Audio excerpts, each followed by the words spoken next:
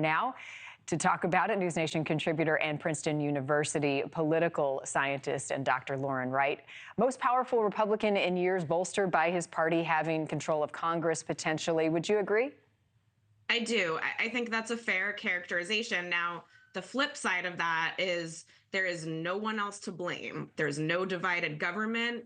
There seems to be a clear mandate for Republican policies, but the implementation of those can be really thorny, not just because you need Congress to do many of these things that Trump's needs, but we haven't really seen the details on a lot of these policies. And so there's plenty of potential pitfalls and mistakes to make, and you better bet Democrats will be all over that when there are inevitably some mistakes in implementation. So you've got Susie Wiles now. What do you make of some of the other names that are floating to the top of the surface as possible cabinet picks? Well, there's a lot of sitting congressional members, Marco Rubio, Tim Scott, Governor Burgum is in the mix that you just mentioned. There are a lot of people that don't necessarily fall into this camp of MAGA extremists. There seems to be plenty of talent, plenty of people willing to serve the administration.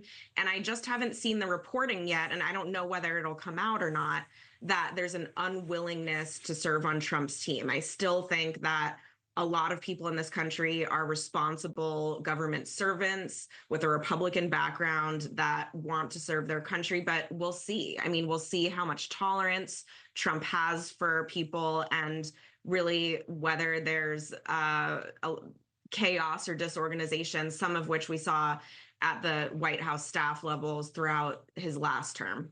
Project 2025. Trump did what he could during the campaign cycle to distance himself from that. Rolling Stone now coming out saying some of his closest supporters are celebrating the plan and the hopes of implementing it. What more are you hearing from your sources about the intricacies of that plan and the possibility any of it comes to fruition?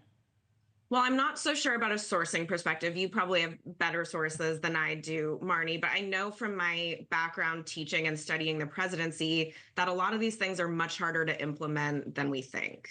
And so, I think there is definitely a track record there for conservatives floating policy proposals, however controversial, and getting some of them done and some of them might not get done. And so I don't know which of these items Trump is going to focus on.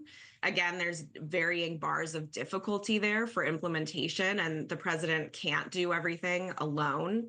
But what we've also seen from Trump in the past is that he's not immune to the backlash of public opinion when he's done really controversial things in the past. When he had the child separation policy, for instance, where even Ivanka Trump said that was a low point, and Laura Bush came out with an op-ed. He completely went back on that, took it away. There was a lot of damage done already, but there have been a lot of examples where Trump sees that his policies are unpopular and reverses course. And so I think there's also a potential there that some of this does not come to fruition. A couple of the names I want to get your thoughts on. One is RFK Jr. and the other is Elon Musk. RFK Jr. has already come out. He could possibly lead some of the health legislation that's coming out of Washington. And within the FDA, he says we could get rid of some departments, the Department of Nutrition for one. I didn't even know there was one. But the other thing he said this morning or in the last 24 hours was get rid of fluoride in the water. He's got some wild ideas, and that's been some of the criticism against him. What do you make of a possible appointment of RFK Jr. and the impact it could have on national health reform? Well, I think he's definitely going to have a role. And look, I think the time for people to be worried about this was perhaps when he joined the Trump campaign as a surrogate, kind of separating himself from a legacy lifetime of Democratic politics. He ran as a Democrat.